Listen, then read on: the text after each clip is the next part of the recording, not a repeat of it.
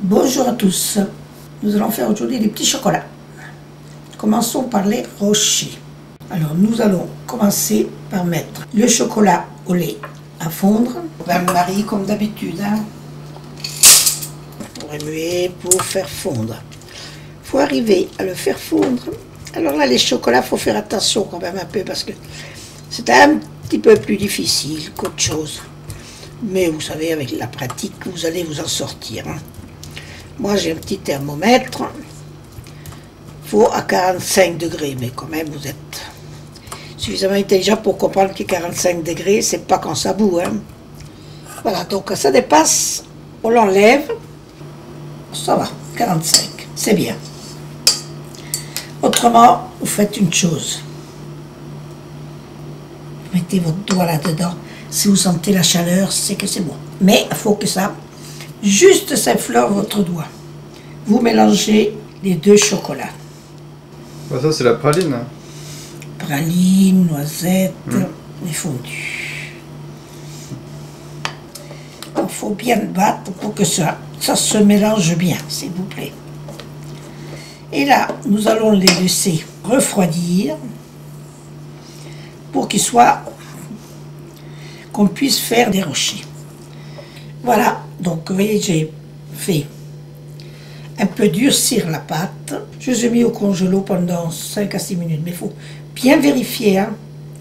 C'est-à-dire, il faut les remuer pour qu'ils ne refroidissent pas. Oui. Et donc tu commences à faire des boules? Là, je fais des boules. Après, je vais vous apprendre à les enrober. Voilà.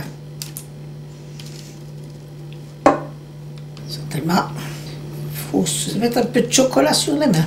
On n'a rien sans rien? Non. Alors, maintenant, nous allons faire la couverture. Donc c'est du chocolat noir? Du chocolat noir, oui, parce que l'intérieur est au lait. Alors, quand le chocolat va être fondu, je vais ajouter les amandes hachées, oui, et que j'ai passées au four, parce qu'autrement elles sont blanches. Je les ai passées au four, Qu'elles soient un peu au dorées. grill, pour qu'elles soient un petit peu dorées. Elles sont bien meilleures. Et je vais enrober avec ça mes rochers. Voilà, donc mon chocolat, je vais arriver à l'avoir à 45. Mais là maintenant, j'attends un tout petit peu. Il faut que la température diminue un peu avant d'enrober. Avant d'enrober. On va faire des essais d'ailleurs. Voilà, bien, il faut mettre une à la fois. Vous savez, des fois, avec la chaleur de la cuisine, vous venez de faire vos boules et puis votre base, et elle est trop molle. Alors voilà ce que ça donne.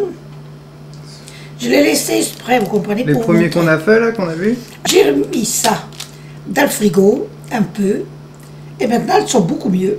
On les enrobe plus facilement, et ça ne s'étale pas.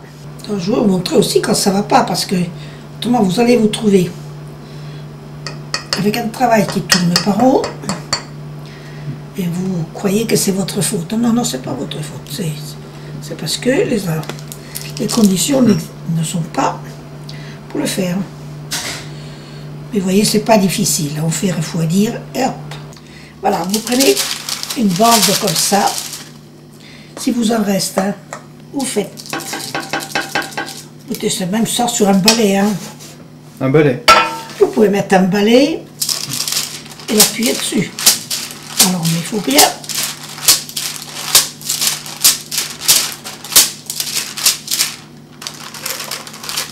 Voilà, n'importe quel support est bon pour les arrondir, vous voyez. Alors, moi je mets ça maintenant avec du papier alu dans une boîte en fer. Il faut attendre qu'il soit sec, bien comme il faut. Si vous trouvez qu'ils sont meilleurs pour vous de les avoir plus frais, vous les mettez au frigo, dans la boîte en fer hermétique. Mais sachez que ça ne se garde pas des siècles. C'est des chocolats faits maison, comme ça. Il n'y a pas de beurre, mais enfin, il y a quand même pas mal de chocolats différents. Il faut les manger quand même dans les 8 jours qui suivent, 10 jours, 15 jours maximum, à mon avis. Faites un essai, vous verrez bien. De toute façon, ça part assez vite. Oh oui, alors là vous voyez, je n'ai encore un peu à faire. Et bien ce soir, la distribution sera faite. Donc voici les rochers de Monica, après les rochers bien connus. Voilà. Alors je vous dis maintenant bon appétit. Je vous embrasse bien fort Et à bientôt. et je vous dis à bientôt.